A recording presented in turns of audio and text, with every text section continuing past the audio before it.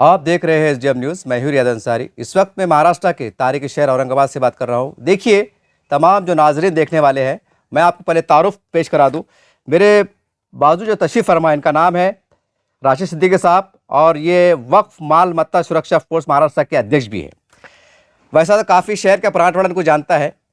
मैं थोड़ा और तारुफ करा दूँ कि ये वक्फ के लिए लगातार कई सालों से लड़ाई लड़ रहे हैं, और ख़ास बात यह है कि जिंदों के लिए तो काफ़ी लोग लड़ रहे हैं, लेकिन जो मरने वाले लोग हैं, यानी मरने वालों के लिए, यानी खबरस्तानों के लिए एक लंबी लड़ाई लड़ रहे हैं। तो हमने सोचा कि आज अखबारात में छप रहा है कि खबरस्तान का बुरा हाल है, मुसलमान परेशान है, कई हमने धरने मोर्चे देखे। हम ये जानना चाहते हैं एक तवील वक्फे के बाद कि इनकी लड़ाई कहाँ तक पहुँची, कहाँ तक कामयाब रहे, और ये कहना क्या चाहते हैं। सर, सबसे पहले हमारे चैनल में स्वागत, खैर मकदम है। सर, मैंने कई बार सुना हूँ आपके अखबार के जरिए से कि खबरस्तान की लड़ रहे हैं। पहली बार तो बड़ा हैरत लगती है कि खबरस्तान की लड़ाई कैसा। फिर भी ये बताएंगे खबरस्तानों का आज क्या हाल है शहर का। ला हौला वला कुव्वता इल्ला बिल्लाहिल अज़ीम। बहुत बहुत शुक्रिया आपके एसडीएम चैनल के माध्यम से ये सवालात करने के लिए। जो तकरीबन हम 2023-24 में ये विषय आपने कवर किया था। उस वक्त हमने 10 कब्रस्तानों की एक फ़हरिस्त बनाए थे, जो शहर के अलग अलग अतराफ़ के हिसाब से। गुज़िस्ता आपने देखा होगा कि भी इलेक्शन मूवमेंट के टाइम पर आचार संहिता के वक्त में सईदा कॉलोनी के लोग, जटवाड़ा, हरसूल, नायगांव, नारे और साइड के लोगों ने एक कलेक्टर ऑफिस में धरना रखे थे जनाजे के तौर पर जी, आचार संहिता के वक्त में। और उसमें उलमा कराम भी थे, अवाम नाज भी थी, उसमें NGOs के लोग भी थे। मगर मुझे ताजुब इस बात की तरफ था कि हमारी कौम में ना एक भिखारी की मानिंद हो गई है, और भिखारी भी जो वो कासा लेकर जो कलेक्टर और तहसीलदार के पास जा रहे हैं, यानी ऑलरेडी हम यानी बदनसीबी और उनके दिमागों को इतना जंग लग चुका कि ऑलरेडी हमारे माइनॉरिटी के लिए, मुस्लिम तबके के लिए वक्फ बोर्ड दिया गया, वक्फ मंडल मौजूद है, डॉक्यूमेंट मौजूद है, सारी चीज़ें। और ये वो शहर है जहाँ से मुग़लों ने, निज़ामों ने, मलिक अंबर साहब ने और कई लोगों ने यहाँ से रूल किया। हमारी वक्फ की ज़मीनात यहाँ मौजूद है। तो यहाँ पे मसाजिद के साथ साथ ख़बरस्तान भी ख़दीम है। तो जिस एरिया में हम रहते थे कि वहाँ पुराने ख़दीम ख़बरस्तान नहीं है क्या, जो आप कलेक्टर से और डिवीज़नल कमिश्नर से मांग रहे। तो भिखारी ऐसे है कि जो हाथ में कासा है ना, वो तो सोने का है, और उसके बाद हम भिखारी है। तो जो वक्फ से मांगना चाहिए वो कलेक्टर से मांग रहे जी। तो उस हिसाब से हमने 10 लिस्ट बनाए थे। सईदा कॉलोनी जटवाड़ा रोड की तरफ का एक हमने लिस्ट बनाए थे। उसी तरह हमने नारेगांव साइड के दोनों तरफ के करे, ब्रिजवाड़ी, बिड़ बाईपास, सतारा, रेलवे स्टेशन। जी। अब आप एक मिसाल देख लीजिए कि आप जो बस स्टैंड के बाद क्रॉस कर रहे जी।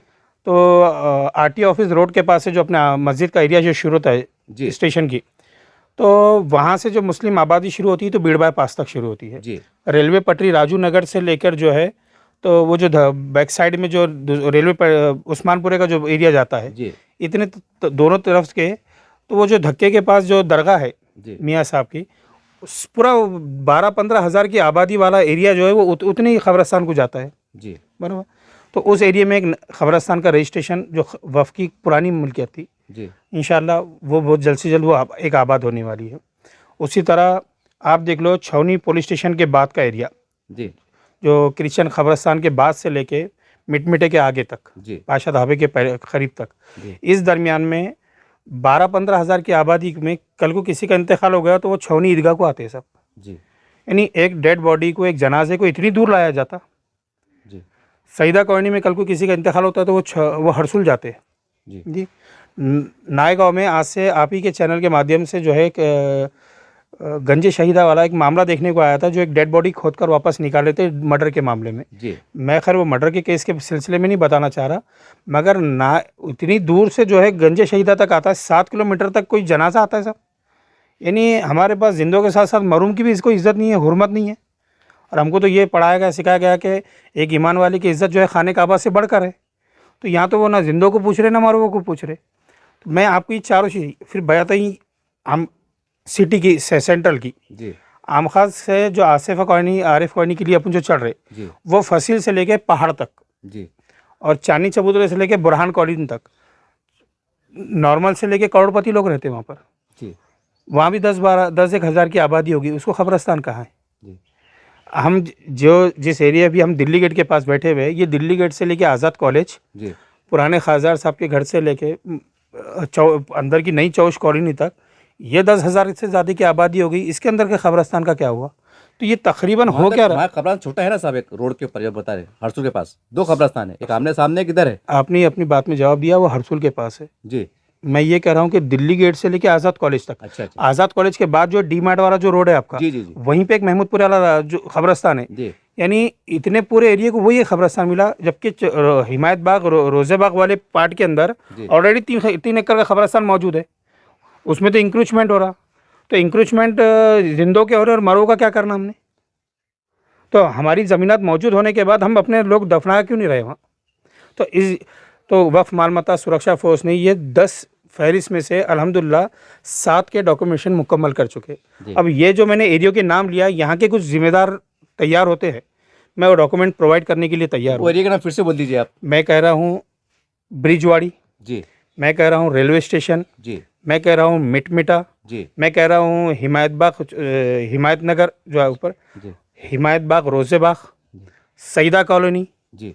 और आपका नारेगांव यहाँ पर ज़मीन वक्फी है? मौजूद है। 2-2, 3-3, 5-5 एकड़ मौजूद है। रिकॉर्ड तैयार है, फहरिस्त के साथ है मेरे साथ। रिकॉर्ड हमने वक्फ माल मत्ता सुरक्षा फोर्स ने 10 कब्रिस्तान की जिम्मेदारी ली। अल्हम्दुलिल्लाह 7 के डॉक्यूमेंटेशन 100% कंप्लीट हो चुके। गैजेट उसका मौजूद है, रजिस्ट्रेशन अल्हम्दुलिल्लाह हो चुका।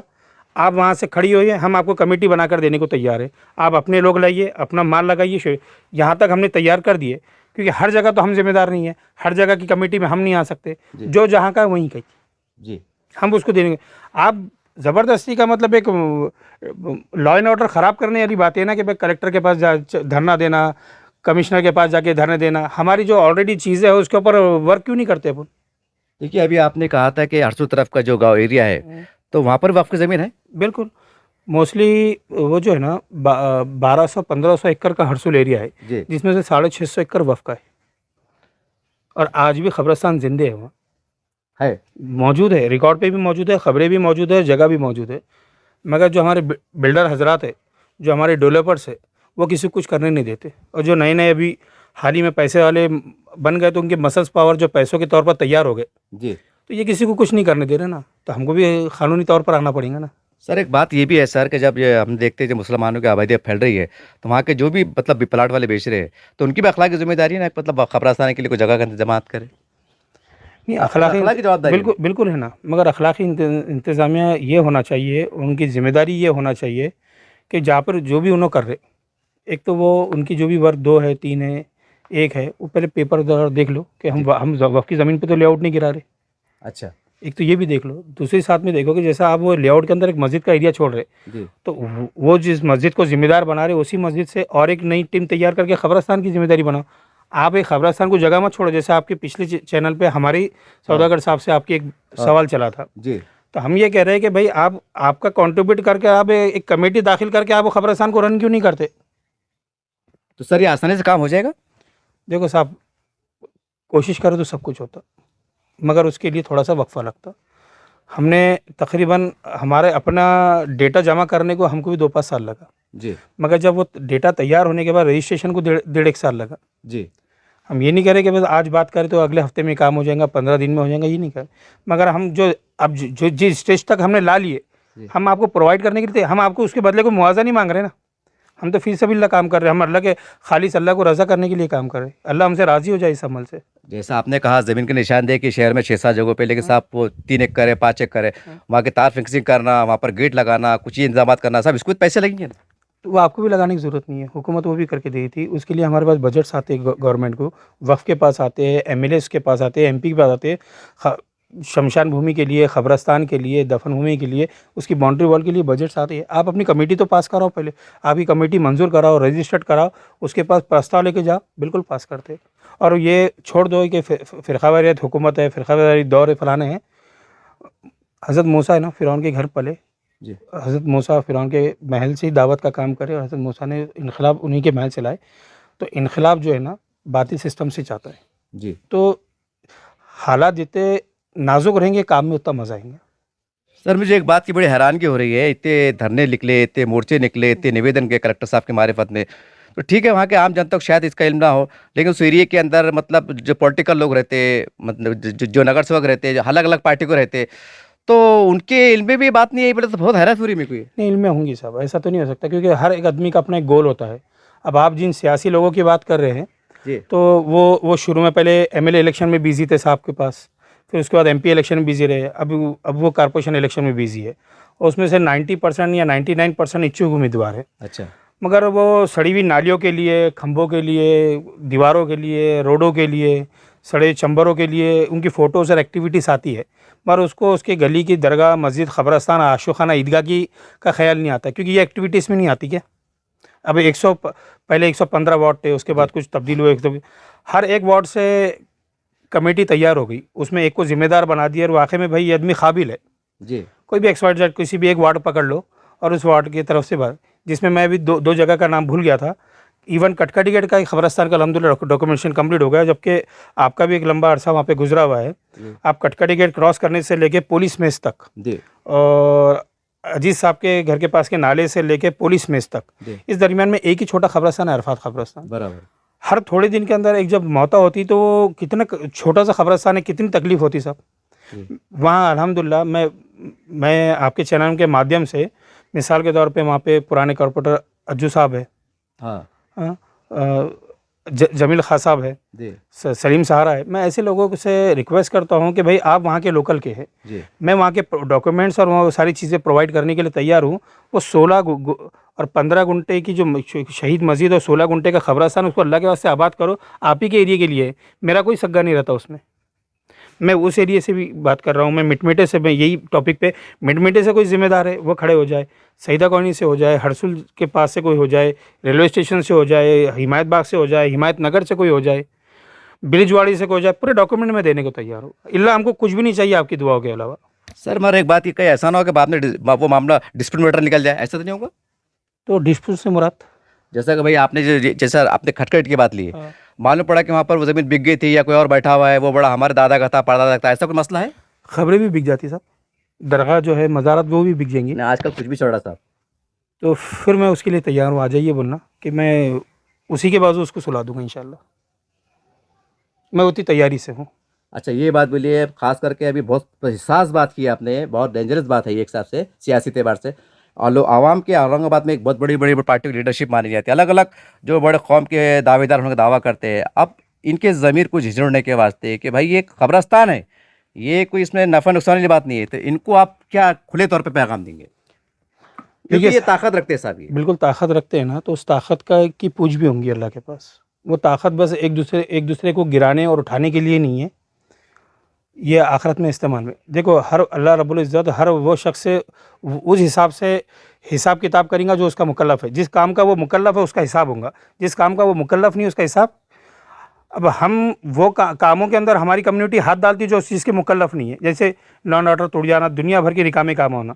मगर जो आपने जिस बात को निशानदेही करके बोले, मैं देखिए हमारे पास वक्फ मालमत्ता सुरक्षा फोर्स में 4-5 किस्म के इश्यूज़ के ऊपर काम हो रहा। जी अव्वल दर्जे पर जो है, जैसा सौदागर है, ये जो शहर कॉरपोरेशन लिमिट में मस्जिदों के को लेकर अब जो मामला अभी चला, जिसकी अभी आपने एक बाइट भी कवर की है, तो जो इफेक्टेड मसाजिद है उसको प्रोटेक्शन कैसा करे, उस पर एक कमेटी काम कर रही। जी मैं जो है हमारे वीरान और शहीद खबरस्तानों के पीछे लगा हुआ हूँ। एक हमारे पास है जो दोस्त है हमारे, MD, बच्चे का नाम मैं भूल रहा हूँ, वो जी उसको मस्जिद की जिम्मेदारी है, शहबाज, MD शहबाज हाँ, को। जी जी तो इंशाल्लाह अनकरीब रमज़ान से पहले एक और इंशाल्लाह मस्जिद आबाद होने वाली, जो वीरान मस्जिद थी। जी तो वो बंदा अल्हम्दुलिल्लाह मसाजिद की तरफ लगा हुआ है, हम खबरस्तान की तरफ से लगे हुए हैं, एक जो है इफेक्टेड मसाजिद की तरफ लगे हुए, और एक टीम ईदगाह की लगी हुई है। फ्यूचर में ईदगाह के भी बहुत सारे मसाइल आने वाले हैं। जी ये सारी चीज़ें ख़त्म होने के बाद अब उसके बाद हम जो है अवाम और नास को बिठाने की तैयारी में लगे रहेंगे लीगल तौर पर, जी कि जहाँ पे वफ़ की ज़मीनात है, जी यहाँ पे आप बैठिए, वफ़ को एडवांस नोटिस वगैरह दीजिए और अपना किराया चालू कीजिए। जी बात आएंगी फिर भाई ये डिस्प्यूट है फरार है, तो ये शहर डिस्प्यूट ही है पूरा, जी ये हर पेड़ में। मगर जब कोई मालदार शख्स आ गया उस दिन सब डिस्प्यूट मिट जाता। तो आप अपना माल लेकर क्यों नहीं उतर रहे? आप अपनी एडवांस पोजीशन के तहत काम क्यों नहीं कर रहे? आप वक्फ बोर्ड को, CO को, डिप्टी CO को, वहाँ के सेक्रेटरी को, ट्रिब्यूनल तक आप क्यों नहीं जा रहे? छोटी छोटी झगड़े के लिए लोग पुलिस स्टेशन पहुँच जाते हैं, एक चबूतरा हथियाने के लिए, एक बाजू वाले का प्लॉट खा जाने के लिए लोग सुप्रीम कोर्ट तक जा रहे हैं, और हम अपने हक के लिए भी खड़े नहीं हो रहे। ये बहुत तकलीफ वाली बात है ना। सवाल ये है साहब कि जो मुखजाजा खबरस्तान नहीं है तो वहाँ के मुकामी लोगों के काम है, हाँ मस्जिदा होती है, मस्जिद कमेटी के लोग काम है, तो इनका भी काम है ना कि मतलब एक जागरूक चलाना, मस्जिद में बात होना, क्या मस्जिद में बात करना ये मतलब शिरक है, बिद्दत है, क्या है ये? अब वो क्यों मालूम क्या? क्योंकि खबरस्तान एक शरई मसला था। मैं समझ में ये नहीं आता, आज तक मैं हैरान हूँ कि कम से कम शरई मसले पे जहाँ पर हमारे खबरस्तान है, ईदगाह है, ये इस पे इमाम साहब के जरिए बोला क्यों नहीं आता मुसलमानों के? मुसलमानों आप लोग से मैं तैयार हो, ये क्या ऐसा बोलना शिरक है, बिद्दत है, कुफ्र है, क्या है? जरा वजाहत फरमा दे आप। नहीं, ये शिर्क बिद्दत कुफ्र होता तो मिंबर रसूल से मिंबर पार्लियामेंट की बातें नहीं करते हमारे लोग। ऐसा हुआ है? क्यों, आपने इलेक्शन मूवमेंट के टाइम पर आपने जुम्मे के खुतबे इलेक्शन पर नहीं सुने कभी? आप जुम्मे के अलहमदुलिल्लाह जाते हैं, हाँ जा बिल्कुल। खुद बात आप सुनते हैं। ठीक। तो मौजूदा हालात के ऊपर जब बात की जाती तो हमको अपनों को वोट देना चाहिए, अपनी इशारे नज़ारे के तौर पर तो पूरी बातें होती, हाँ इशारे। सब होती। यहाँ तक तो मैं तो कुछ ऑडियो वीडियोस ऐसा दिखा सकता हूँ जहाँ पे बाज़ाब्ता नाम लिया गया कि इस पार्टी को और इस बंदे को हमको जिताना है, ईमानी हक़ है, हमको आखिरत में पूछा जाएगा। जैसा हम तो खलीफा चुन रहे, अबू बकर सिद्दीक ढूंढ रहे, खिलाफत का इलेक्शन चल रहा है। मस्जिद में हुई थी? जी हाँ अल्हम्दुलिल्लाह। आपके पास है इसका रिकॉर्ड? मतलब है कि खाली अरे भाई, मेरे पास रिकॉर्ड नहीं भी रहा तो मैं चश्मे गवाह में एफिडेविट देने के लिए तैयार है। मुझे खड़े कर दीजिए, कहीं भी बुला दीजिए किसी पुलिस स्टेशन या कोर्ट के अंदर, मैं जवाब दूंगा उस पर। मेंबर रसूल से मेंबर ऑफ पार्लियामेंट की बातें चलती है हमारे पास कि हमको इनको लाना है और उनको लाना है। तो उसी शक्ल में मैं ये बोला कि जब ये फालतू बातें कर सकते तो फिर ये शहरी मसला क्यों बयान नहीं कर सकते? तो क्यों नहीं होता है ये पूछना चाह रहा मैं आपको, जैसा आपके नजरिए से। हमारे बड़ों का असल में यहाँ से रेवेन्यू नहीं मिलता ना जल्दी, तो पैसा नहीं मिलता मतलब? पैसा नहीं मिलता कि बड़े साहब ने बोले थे ना कि लिफाफों पे जीने वाले लोग हैं ये। तो फिर तो बड़ा बड़ा मसला है। फिर ऐसा रहेगा तो खबरस्तान में नसीब नहीं होंगे फिर मुसलमानों को। नहीं होंगे ना साहब। मैं चेलीपुरे के करीब में एक मेरे पास आज भी वीडियो मौजूद है, एक खबर खोदी गई थी जी। तो वो जगह ऑलरेडी पहले से किसी के लिए रिजर्व की गई थी और जो जनाजा 2 घंटा बाजू रखा गया था मगर दफनाया ही नहीं गया था। मेरे पास ये औरंगाबाद शहर की बात कर रहा हूँ। उसका रीज़न क्या था साहब? हमारे फलाने थे, उनकी नीयत थी, उन्हीं दफन होंगे, तुम कैसा आ गए, तुम दूसरी तरफ जाओ। ये हमारे कम्युनिटी का हाल है। हुकूमतों को, गैरों को बोलकर कोई मतलब नहीं है साहब, क्योंकि उनसे कोई झगड़ा ही नहीं है। झगड़ा हमारे अपनों से, हमारे अपने अपने समझने को तैयार नहीं है। क्या हुकूमत से उस दिन से लड़ेंगे? मैं और जो तो क्लियर कर दूं, जैसा फ़िरका परस्त पार्टी को बोलते हैं कि ये दुश्मन है, मुसलमान दुश्मन है, मतलब उनका कोई कसूर नहीं है, मतलब सब अपनों का कसूर है, ये बोलना चाह रहे हैं आप? नहीं, मैं दोनों बातें बता रहा हूँ। कसूर 100% अपना है। अच्छा। उनका नहीं। रही बात वो फ़िरकावारीत होगा, वो फ़िरकावारियत को भड़काने वाले भी अपने ही लोग हैं ना। उनको इशारा नज़ारे कौन देता पहुँचा के? उनके पार्टियों में अपने लोग नहीं है क्या? थोड़े दिन पर 6 महीने पहले तक तो जिसको गुस्ताख बोले थे, अभी उसको थोड़े दिन पहले लड्डू में तोला गया। अब कहाँ गया कम्युनिटी? कहाँ गए अपने लोग? कहाँ गए उलमाए कराम? अब मुँह क्यों नहीं खोल रहा? जिसको गुस्ताख है, जिस रामदेव वो कौन से महाराज है जो वैजापुर का जो मामला हुआ, उन्होंने गुस्ताखी करे, उसको पुराने एमएलए ने जो है सपोर्ट किया। अभी नए एमएलए बने, अब उन्होंने पालक मंत्री है। अब उनको मतलब उन्होंने जैसे बड़े ओहदे पे चले गए तो उनको चाटने के लिए चले गए। अब उनको लड्डू में तोला गया। अपने लोग गए? क्यों? स्टेशन पे जो लड्डू में तोला गया वो कौन थे? अच्छा अच्छा, नहीं मैं वजह इसलिए कर रहा ताकि आप मीडिया वाले लोग हैं साहब, आपको तो सब सारी मुझे चीज़ें मालूम है, जी। लेकिन जो नाज़रीन देखने वाले हैं, जो घरों में बैठे हैं, ज़्यादा मालूमात नहीं, जरा उनका जहन खुले करके मैं आपके सवाल मैं भी देखो खुलकर बात बोल रहा हूँ। अब आप इससे ज़्यादा क्या खोलूँ कि मैं क्या नाम और आइडेंटिटी लेकर बताऊँ? नहीं इतना मत बोलिए आप। मैं उसके अलावा क्या बोलूँ? मगर ये कहना है और बताना ये है कि भाई ये मैं जिस मिशन को लेके चला, ये आखिरत का मिशन है। दुनिया में जिनकी 50, 60, 70, 100 साल जो ज़िंदगी है, मरकर उठने के बाद हमेशा वाली ज़िंदगी की भी तैयारी करना है। बस एक दूसरे को भाई जो है दुआ फातिया का मामला नहीं है। और जिनके बारे में आप बार बार बोल रहे कि उन्होंने मसाजिद से ये बोलना, इन मसाजिदों से वो बोलना, अवामुन नास को धोखा देते और अल्लाह से माफ़ी मांगते ही है। ऐसा होता है? बिल्कुल, मेरे साथ तो हुआ है, मेरी कम्युनिटी के साथ हुआ है, हमारी संगठन के साथ हुआ है, हमारे कई लोगों के साथ हुआ है, जिनके साथ अभी हम लोग बैठे हुए, हम इनके साथ हुआ है। मुँह पे बहुत अच्छी अच्छी बातें करते, बद पीछे जाके इनकी मुखबिरियाँ करते। हम पे आप बीती है ये, उसके बावजूद भी हम मुनकिर नहीं हुए। ना हमारे सिस्टम के मुनकिर हुए जी, किताब और सुन्नत के मुनकिर हुए, ना अल्लाह उसके रसूल के। अल्हम्दुलिल्लाह हम मुनकिर नहीं है, हम उसके फॉलोवर्स है और हम मरे दम तक फॉलोवर्स रहेंगे। और इंशाल्लाह इसी सादी सीधी ज़िंदगी में अपनी ज़िंदगी गुजारते हुए अल्लाह के पास उसके शरीक पहुँच जाएंगे, मगर इसे मक्कारी की ज़िंदगी नहीं गुजारेंगे। सर सवाल ये है कि इतना बड़ा मिशन लेके चल रहे हैं और कानून के साथ चल रहे हैं, तो क्या मैं खुल के पूछ रहा हूँ इस, क्योंकि शरई मसला ये, आप चाहते हैं कि औरंगाबाद के बड़े बड़े जो जिम्मेदार है, पॉलिटिकल है या सब बड़े बड़े हैं, ये लोग कानून के साथ आपको कोई ऐसी मदद करेगा भाई जो मामले में आपके और कामयाबी मिले आपको? आप मदद चाहते हैं? देखिए मुझे कानूनी बोलो या कोई, क्योंकि पैसा लगता है साहब। नहीं बिल्कुल आप मस्जिद के इमाम साहब को भी रखकर तनख्वाह देना पड़ती है हदिया के तौर पर। बिल्कुल आप चाहते हैं ऐसा? बिल्कुल बिल्कुल ताकि बड़ा दायरा है आपका ये। मैं कह रहा जी। हूँ मैं ये चाहता हूँ मुझे कोई माली मदद ना करे, जी मदद ये करे कि आपके जिस एरिया में, मिसाल के तौर पर मैंने कटकड़ी गेट का एरिया बोला, जी मैंने यहाँ पे 2-3 लोगों के नाम लिया, जी। मैंने अज्जू भाई, अज्जू पहलवान साहब, अजू पहलवान साहब का जमील बोला, खान साहब। जमील खान साहब का लिया, सलीम सहारा का लिया, सलीम सिद्दीकी साहब हो गए, हाँ। और भी वहाँ मुश्ताफ़ा फारूकी साहब है, और भी कई लोग हैं वहाँ। ऐसे कोई लोग जी मुझे फ़ोन करे, मैं वहाँ पहुँच जाऊँगा। मैं इतना बड़ा नहीं कि मैं उन्हें बुलाते बैठूँ, मैं वहाँ पहुँच जाऊँगा डॉक्यूमेंटेशन के साथ, हाँ उनके हवाले करूँगा। वही एरिया के हाँ 7 लोग, 9 लोग, 11 लोग जमा हो जाएँ, कमेटी दाखिल करेंगे, कमेटी मंजूर कराएंगे, ख़बरस्तान आबाद करेंगे। ये होगी, हाँ ये मदद करो मेरी। जी मेरे को किसी ऑफिस को जाने को पेट्रोल के पैसे मत दो, मेरे को टिकट के पैसे मत दो, मेरे को रजिस्ट्रेशन के पैसे मत दो, मेरे को नहीं। पर आपकी कमेटी तो कायम करो और आप ही रहो, मेरे को उसमें मत रखो। तो इसी तरह ये बाकी जितनी भी खबरस्तान ऐसे वहाँ के ज़िम्मेदार खड़े रहो। लीडर सिर्फ ये पॉलिटिशियन लोगों का नहीं है, उसमें कि नेक मुत्तकी लोगों को लो, उसमें पॉलिटिकल लोगों को लो, उसमें इमाम टाइप के लो, उसमें एनजीओ टाइप के लो, उसमें हर कानूनी एतबार से लो, उसमें किसी वकील उकला को लो, और ये तमाम लोगों की मिलकर एक कमेटी बनाओ और उसको चलाओ ना साहब। क्या जाने वाला है? ये मदद चाहिए मुझे। मेरे को किसी भी से कोई हज़ार से मेरे को रेवेन्यू नहीं चाहिए, और संगठन रेवेन्यू के लिए काम नहीं करती। जी उसके अलावा हमारी रोज़ी रोटी के लिए दूसरे ज़रिए मौजूद है ना, अल्हम्दुलिल्लाह उस पर हमारा घर चल रहा है ना। हम किराए भाड़ों से, मगर अल्हम्दुलिल्लाह हम खुश हैं। हमको हम दीन को लगाने वाले लोग हैं, दीन से कमाने वाले लोग नहीं हैं। हम दीन को लगाना, हम जहाँ से भी जो रेवेन्यू कमाते ना, हम रजिस्ट्री का काम करते, नोटरी का काम करते, गुंटेवारी का काम करते, नज़ुल का काम करते, गिनती हो गई, घर खरीदी बिक्री है, ज़मीनों का है, यहाँ से हमको रेवेन्यू आता है ना। अल्लाह हमारे को अल्हम्दुलिल्लाह यहाँ से नवाज रहा है, बस इसमें हम खुश है। मगर यहाँ से हमको कुछ, हम यहाँ लगाएंगे, हम इसमें से 100 रुपये कमाते तो 25 रुपये लगाने को हम तैयार है। आपका जो भी बजट तैयार होना ना, 25% हमसे ले लो, हमारी संगठन 25% पैसे देंगे तुमको। हमको आपसे 1 रुपया नहीं चाहिए, और वो इसमें से 1 स्क्वायर फीट भी नहीं चाहिए। अगली बार हम फ़ोन करके भी ये नहीं बोलेंगे उसमें हमारा क्या, एक खबर हमारे लिए एक रिजर्व रखो। सर, आखिर में जाते जाते आम मुसलमान जो कहीं ना कहीं वक्त पे रोड पे आ जाते हैं, धरने में शामिल हो जाते हैं, जज्बात की राजनीति शिकार हो जाते हैं। अभी कोई बड़ा एहसास मसला है, खबरस्तान तो सबके लिए ज़रूरी है, मैं आप सब शामिल है।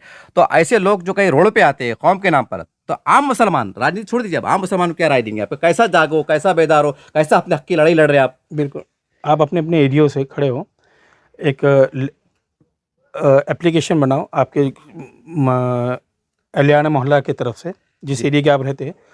सबसे पहले आप महाराष्ट्र राज्य वक्फ बोर्ड को एक लेटर दीजिए कि ऐसे ऐसे हम एरिया में रहते हैं और यहाँ पे हमको खबरस्तान की ज़रूरत है। अपने अपने जितने मैंने खबरस्तानों के नाम लिया, सब अपने अपने एक लेटर दो। सेम कॉपी आप वहाँ के डिस्ट्रिक्ट वक्फ ऑफिसर को दो। ये 2 कॉपी हो गई जी तीसरी आप जो है हज हाउस में उसका एक ऑफिस है, यहाँ दीजिए, उसकी एक ज़ेरॉक्स कॉपी हमको दीजिए। जी हमारे पास उस एरिया के जो डॉक्यूमेंट्स मौजूद है, हम आपको वो प्रोवाइड करने के लिए तैयार है। जी रही बात धरने मोर्चों की, धरने मोर्चों से आप रास्ते जाम करेंगे, जी आप लोगों को तकलीफ़ देंगे। आने वाला 20 एक दिन बचे सिर्फ रमज़ान को। जी तो मैं ये लॉ एंड ऑर्डर तोड़ने की बातें हैं और अवामुन्नास को डिस्टर्ब करने की बातें हैं, ये तकलीफ़ देना है। जैसे रास्ते में पत्थर हटाना नहीं किया ना, तो वैसा ट्रैफिक जाम करना भी है ना, एक नेकी नहीं है साहब, अच्छा एक बुरा अमल है और ये गैर शहरी आपकी तरफ पे। जी और साथ में मैं ये कहूँगा कि जिस तरह खबरस्तान के लिए हमारी कोशिश जारी है, और जिनकी मसाजिद के लिए चालू है, चाहे वो नई है हो या पुरानी, अल्लाह के वास्ते पार्किंग का निज़ाम रखो। ना वज़ू खाने के लिए ढंग की जगह है, ना बैतुल खला के लिए है, ना तारत खाने के लिए कुछ है। सब मामले बाहर की रोड पे चलते। उसके बाद फिर जुम्मा या जागने की रात तरावी का मामला आ गया तो रोडों पर आ जाते। साहब अपने घर के सामने किसी की दावत रही और 2 गाड़ियाँ ज़्यादा खड़ी होगी तो हमसे बर्दाश्त नहीं होता। हमारे मसाजिदों के बाहर, और हम मसाजिद खबरस्तान के नाम पर रोडों पर आ जाए तो हुकूमत हमसे क्यों ये बर्दाश्त करेंगी? हुकूमत को जगाने के लिए संविधान है जी मगर उसी संविधान ने, उसी सुप्रीम कोर्ट ने हमको एक्ट दिया हुआ है, और उस एक्ट के तहत हमारे पास बोर्ड मौजूद है, उस एक्ट के तहत हमारे पास ट्रिब्यूनल मौजूद है, उस एक्ट के तहत हमारे पास हाई कोर्ट मौजूद है। अरे डायरेक्शन लेके काम करेंगे ना साहब। हर छोटी छोटी बातों पर रोडों पर आ जाना, इसको सताना, उसको सताना, इधर धरने मोर्चे, ये पॉलिटिकल फंडा है ये। और हम अल्लाह को खुश करने के लिए निकले, ना कि हम किसी लीडर को खुश करने के लिए निकले। ना हमको किसी का वोट चाहिए, ना हमको किसी की कोई राजनीति चाहिए। ये मामला सिर्फ आखिरत का है जी। तो इस मौजू पर, इस विषय को लेकर ये संगठन काम कर रही, इसका हिस्सा बनिए भाई, उसको आबाद कीजिए और दुआ में हमको याद कीजिए। सर एक आखिरी सवाल ये है कि हम देखते हैं कि कुछ हिसास मसलों पर मस्जिद से भी जमात मेंबर से ऐलान होता है, जैसा जैसा इससे पहले बताया गया था कि वक्फ को बचाना है। तो वक्फ को बचाने के लिए मस्जिदों में बात हुई, QR कोड लगा, मोबाइल चले, ये चले। तो आप जो मौजूद लोग होते हैं, इमाम साहब कमेटी बाज़ाब्ता होती है, इनको क्या बोलेंगे कि ये जुमा जो आ रहा है अब, कि जुमे के अंदर किस तरह से इसके पर हम बेदारी में जा रहे हैं, ये उनके लिए पैगाम है, आप उनको क्या ऐलान करेंगे? मैं दोनों पहलू पर बात करूंगा जी। पहला पहलू ये बात करूंगा कि जिस मस्जिद से ये बात की जा रही, सबसे पहले उस मस्जिद को पहले वक्फ में रजिस्टर्ड करें। हमारे पास मोस्टली मसाजिद रजिस्टर्ड नहीं है, जज्बात में कच्चे लेआउट बन गए, कुछ फलाना हो गया, कुछ महल्ले के हजरात ने, पुराने लोगों ने और बिल्डर ने कुछ पैसा दिया, 4 ईंट की दीवार बन गई, टीन लग गई, इमाम साहब शामिल हो गए, महल्ले वाले कलेक्शन करके देते रहे, तो वो एक तो रजिस्टर्ड नहीं है। और जो रजिस्टर्ड हो रही तो वो दूसरी बात धर्मादायिक में हो रही है, वक्फ बोर्ड में रजिस्टर्ड नहीं हो रही, क्योंकि लोगों ने ये जहन बना लिया कि वक्फ बोर्ड और वक्फ एक्ट ख़त्म हो रहा। जी। एक जहन हमारी अपनी कम्युनिटी में ये बन चुका कि क़ायदा भी ख़त्म हो रहा और बोर्ड भी ख़त्म हो रहा, तो काय को जाने का, वो खुद धर्मादायिक में जा रहे। तो ऐसे लोग क्या सब वक्फ के फेवर में बातें करेंगे और वक्फ को बचाएंगे, और क्या मस्जिद आबाद करेंगे, क्या कब्रस्तान आबाद करेंगे। दूसरा विषय, वाक़ई में जिन्होंने मुखलिस है, मैं मुखलिसानों के ख़िलाफ़ नहीं हूँ, जितने भी मुखलिस लोग हैं मैं उनके ख़िलाफ़ नहीं हूँ। अल्लाह बेहतर जानता है कि हम उनके लिए हमेशा हमदर्द है और आखिरी दम तक इंशाल्लाह हमदर्द रहेंगे। मैं उन बदमाशों के बारे में बोल रहा हूँ कि जो दो रुख की बातें करते, एक तरफ अवामुन्नास के अंदर आकर जज्बात की बातें करना और बद पीछे जाके उसके ख़िलाफ़ काम करना, मैं ये एक पहलू ये था। दूसरा पहलू ये है कि वो लोग जो मसाजिद के अंदर इस इश्यूज़ को लेके उठे, वाक़ई में जिसके अंदर चाहे वो वहदत इस्लामी की शक्ल में हो, जमात इस्लामी की शक्ल में हो, किसी परेड में HDPI थी, उन्होंने काम किया, और भी बहुत सारे लोग हैं जो मुझे याद था बता दिया। तो उस हिसाब से उनकी ये जिम्मेदारी बनती कि अपने अपने एरिया का जायज़ा लेकर वहाँ पर वफ़ की ज़मीन कौन सी है, ज़रूरी नहीं कि हमारी हर जगह ज़रूरत पड़े। आपके पास भी बहुत एक्सपर्ट्स है, आपके पास भी वफ़ एक्टिविस्ट है, आपके पास वकील वगैरह है, और आपके ही लोग वक्फ बोर्ड में बहुत सारे बैठे हुए, उन्हीं से वो एरिया की मालूमात लेकर उसको आबाद करने में क्या हर्ज जा रहा। साथ में उसका रजिस्टर्ड होने के बाद उसकी कमेटी सही है क्या, उसकी ट्रस्ट सही है क्या, उसका मुत्तवली वाला मामला सही है क्या, ऑडिट टाइम पर हो रहा है क्या, शेड्यूल बना हुआ है क्या, साल को साल आप उसका जो है रेवेन्यू वगैरह सही टाइम पे भरते, लॉस है तो लॉस बताते क्या, क्योंकि फ्यूचर में ये प्रॉब्लम नहीं आएगा क्या उस वक्त भी धरने मोर्चे लेके बाहर निकल जाएंगे कि हम कागज़ नहीं दिखाएंगे। तो कब तक कागज़ नहीं दिखाएंगे आप?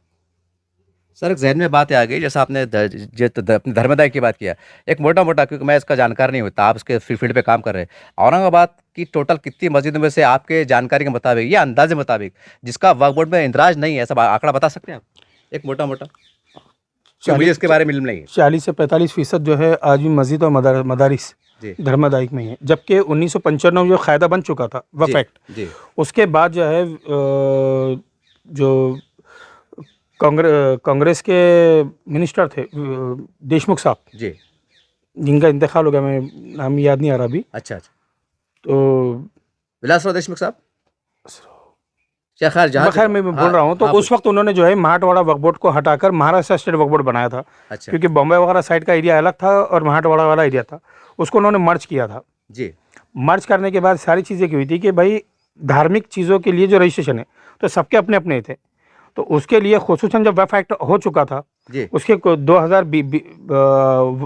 2000 तक तो ट्रिब्यूनल आ चुका था, तो सारे जब हमारे लिए जब सिस्टम मौजूद हुआ था तो जो ऑलरेडी धर्मादायिक में था वो धर्मादायिक के रजिस्ट्रेशन को वक्फ ट्रांसफ़र किया गया।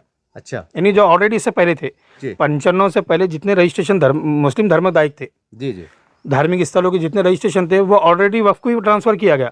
तो अभी कौन सी मत मारेगी कि फिर तुम वक्फ बोर्ड छोड़कर जो है धर्मादायिक जा रहे?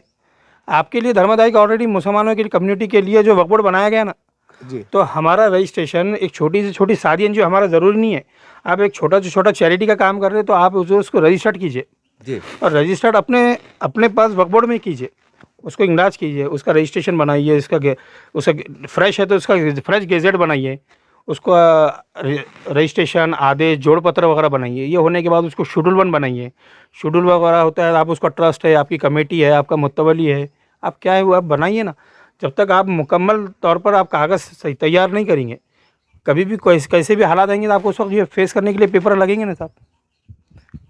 सवाल ये है सर, अभी अब धर्मादाय का जिक्र किया, धर्मादाय भी अपने आप में महाराष्ट्र सरकार है, वक्फ बोर्ड भी अपने आप में कहने का महाराष्ट्र सरकार है, तो फिर यहाँ अगर कराया और यहाँ नहीं कराए तो ऐसा क्या कानूनी पेचीदगी, ये पूछना चाह रहा मैं आपको दोनों बातें बताया कि आपके लिए खुसूसन चलो नहीं तो वक्फ बोर्ड सरकारी नहीं है नहीं तो फिर यहाँ करा तो क्या बुरा है, मतलब एक जगह पे करा साहब आप समझ ही नहीं रहे ना, मुसलमानों के लिए खुसूसन वक्फ एक्ट और वक्फ बोर्ड बना दिया गया, तो धर्मादाय जाने की जरूरत ही नहीं है तो आपको। यहाँ कहता है कि बाप में तकलीफ होने वाली। बिल्कुल होने वाली है, क्योंकि आपको चैरिटी के कई रजिस्ट्रेशन में बताऊंगा कि आपका होते हुए भी अंदर जो है जज ने और कमेटी ने उसको बर्खास्त करके दूसरों को सेल आउट कर दी। ऐसे कई जगह मैं बताऊंगा कि जो आपने चैरिटी में रजिस्टर्ड करे और बाद में चैरिटी ने आपकी बॉडी डिसॉल्व करी और दूसरे को दे दी। उसका रीजन क्या था बॉडी रिजल्ट करने का? कोई सा उनको इख्तियार आते हैं, आप उनके एक्ट को मान रहे ना।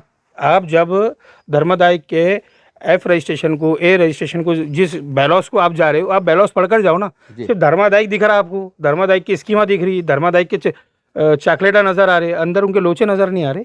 उसके लिए फिर आपके लिए खुसूसन बोर्ड बनाया गया, मंडल है आपके पास, मंडल को एक्ट दिया गया, एक्ट के साथ आपको ट्रिब्यूनल दिया गया, आपके पास डिस्ट्रिक्ट ऑफिसर है, आपको पूरे इख्तियार है। उससे ज़्यादा इख्तियार तो यहाँ है। सर एक सवाल बड़ा मैं और मस्जिद में हैरान होते जा रहा, जब एक आम सादे से एनजीओ चलाने वाले एक सादे सामाजिक कार्यकर्ता है, मैं भी आपको अच्छे शहर है औरंगाबाद आपको जानता है, जो वक्फ बोर्ड के अंदर वक्फ मेम्बरान हैं या जिम्मेदारान हैं, जो कानून की अपनी पकड़ रखते हैं, कुर्सी बर्जमान है, बैठे हुए हैं, क्या उनकी अकल में ये काम नहीं चढ़ा कि ये आगे नुकसान हो सकता है कौम को? बिल्कुल। तो वो क्यों नहीं कर रहे फिर इस तरह की जैसा आप अपील कर रहे? नहीं तो वो उनको जिली तो नहीं है, और उनको इस अवेयरनेस का, उनको उनके अंदर ही अवेयरनेस नहीं है कि हम इसका अवेयरनेस करें। कि देखो, जिस चीज़ का मेरे को इल्म आ चुका ना, वो इल्म ट्रांसफ़र करना मेरे पे फ़र्ज़ है। मैंने जो इल्म हासिल किया वो इल्म आगे फॉरवर्ड करना हम पर फ़र्ज़ है।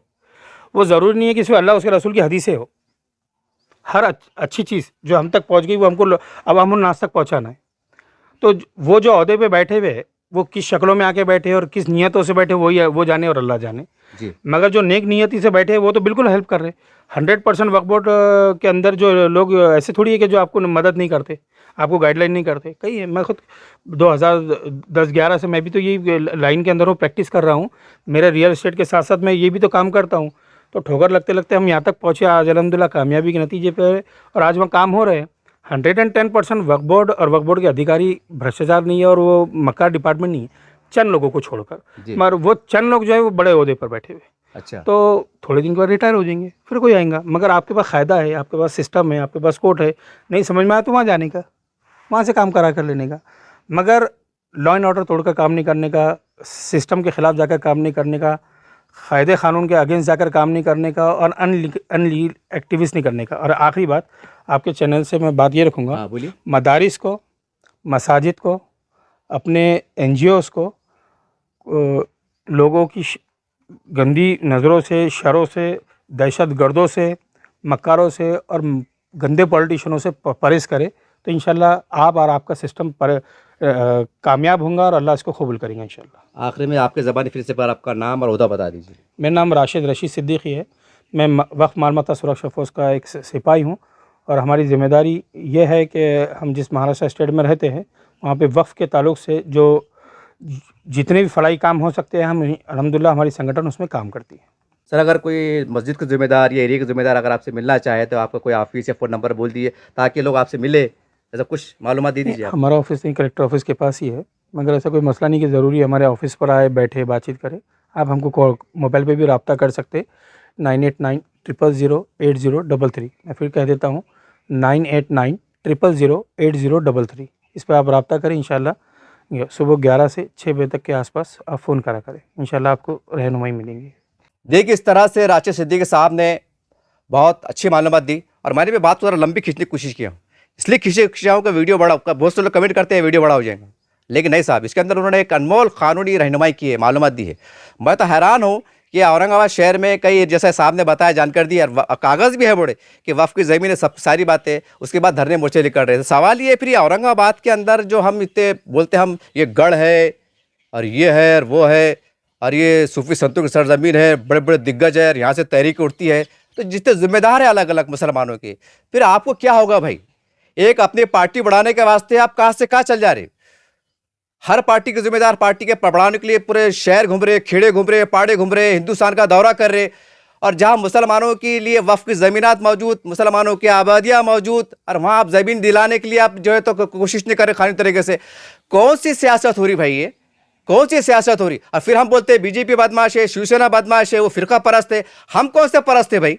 ये भी देखना पड़ेगा ना। मुझे बड़ी हैरानगी हुई, मुझे भी इल्म नहीं था, इतनी उन्होंने कानूनी मालूमात दी है। अब जो मालूमात दी है, आपसे गुजारिश है कि आपके एरिया में जहाँ भी वक्फ की ज़मीनात है, इनके साथ कागज़ मौजूद है, खुदारा काम पे लगी। कल को अगर हालात वक्त बीत जाएगा, ज़मीनें साफ़ हो जाएंगी, फिर आप बोलेंगे हुकूमत बदमाश थी, हमारे साथ जुल्म हुआ। याद रखिए, सबसे बड़े बदमाश आखिरत में हम ठहराए जाएंगे।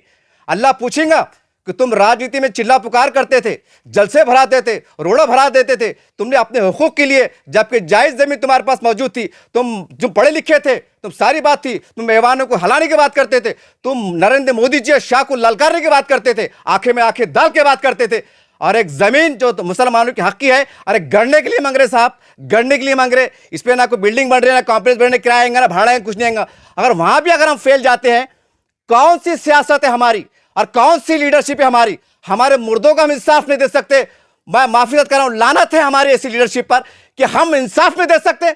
अरे कम से कम रोड पे आओ, कम से कम अगर आप चले आए दुनिया से तो हमें वो सहारा मिले, हम चले जाए तो हमें नस्लों को सहारा मिले। एक खाली लड़ाई लड़ रहे, ताज्जुब की बात होती है, 60 साल बाबरी मस्जिद की लड़ाई लड़ते हैं, 60 साल लड़ते हैं और कई जमीनात की ऐसे आवाज उठाई जाती है, अपने बाप को मिलना नहीं है, और जो जमीन साफ सुथरी पड़ी हुई है। और मरने के लिए बड़ी शर्म की बात है कि हम कलेक्टर साहब के पास जाते हैं, जबकि वक्फ बोर्ड मौजूद है, जैसा साहब ने जानकारी दी है। बहुत अफसोस की बात है। अब मैं मस्जिद के तमाम जिम्मेदारों से अदब गुजारिश करता हूं कि अब भी जागिए। और जो मदीना का मामला था कि मदीना शरीफ के चबूतरे से, वहां से साइंस से पूरे फैसले हुआ करते थे, खुदा पैगाम को समझिए। और मुसलमानों के कब्रिस्तान शरई मसला है, ईदगाह शरई मसला है, कम से कम शरई मसले पे तो मुंह खोलिए साहब। शरई मसले पे खालिक ने तौहीन कर दिया तो लाखों लोग, और यहाँ मरने को नहीं है, कहाँ गाड़ेंगे? नौज बिल्ला माज़अल्लाह के जलाने का काम करेंगे आप। मुझे माफ कीजिएगा आप, अगर आपको बुरा लगे तो मैं इतना कहूंगा कि आप भी जागिए। कोई हुकूमत बुरी नहीं है, कोई पार्टी बुरी नहीं है, हम कहाँ कम पड़ रहे हैं, हमारी सलाहियत क्या है, हमें परखना होगा। नहीं तो हमें कोई हक नहीं कि हम कौम के रहबर हैं या लीडर हैं। देखते रहिए आप चैनल। जय हिंद, जय महाराष्ट्र।